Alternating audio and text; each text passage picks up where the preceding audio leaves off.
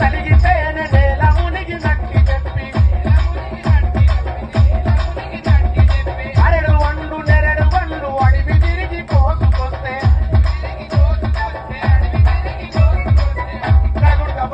అన్న మనము పక్కన కూర్చుంటే గాలి జరిగింది. మనం పొద్దాసన కష్టపడి ఎస్సీ ఎస్టీ బీసీలు మొత్తం కలిసి అన్ని అడుగులు తిరిగి మంచి మంచి పండ్లు తీసుకొని వస్తేనేమో సమ్మగా తింటాడు. అరే గ్రేట్ రా సీను, నువ్వు పని మంచి తిరుగుతావు అంటాడు. అరెడు వండు నేరెడు వండు అడిగి తిరిగి కోసుకొచ్చి సమ్మగా తిన్నప్పుడు కులమెక్కడ పోయింది కొడుకా, ఇంటి మాలిన కొడుక నిలువున చంపేస్తమురా ఎవని ధర్మమో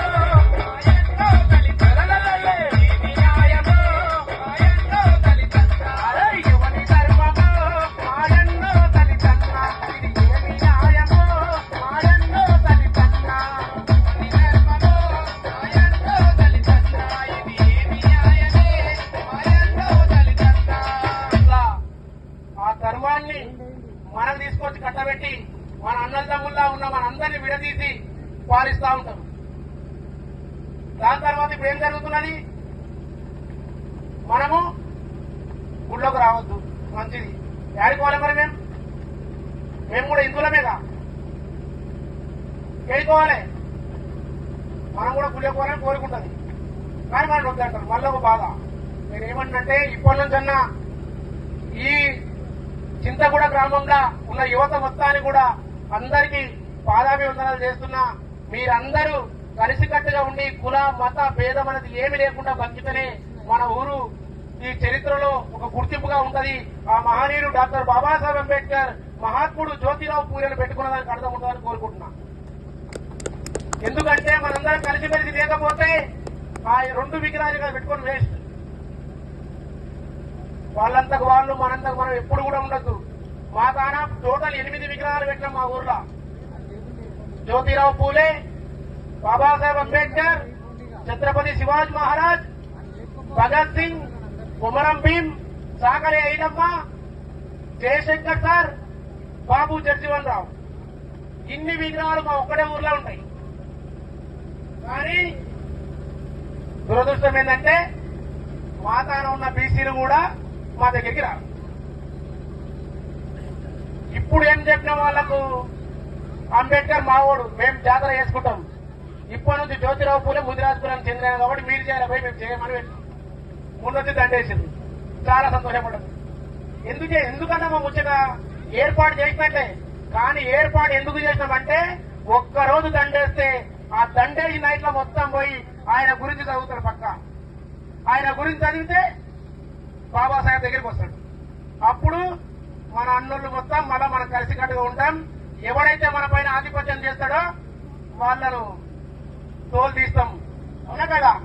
ఎన్నిసార్లు ఈ ఘోరాలు ఎంత మంది బరువుగావో, అరే ఎన్నిసార్లు ఈ ఘోరాలు ఎంత మంది బరువుగావో, అరే దళితనా దళితనా దళితనా కనుక కాకుంటే బతకలేము, అరే దళితన పడితే కాకుంటే నిలవలేము, కట్టే బట్ట తెల్లాకుంటే మళ్ళా కన్ను పడ్డా వస్తే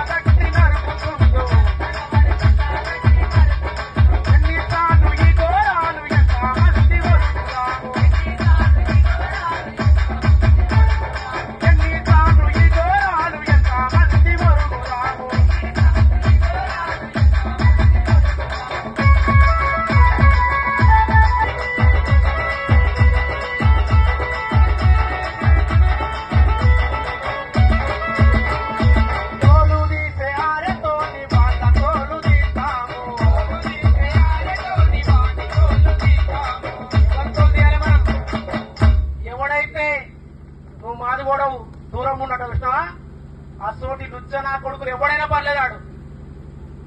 కులం పేరు మీద ఎవడైతే మనం తక్కువ అని చూసి మనం దూరం పెడితే తోలు తీసే అరే తోని వాళ్ళ తోలు తీసాము.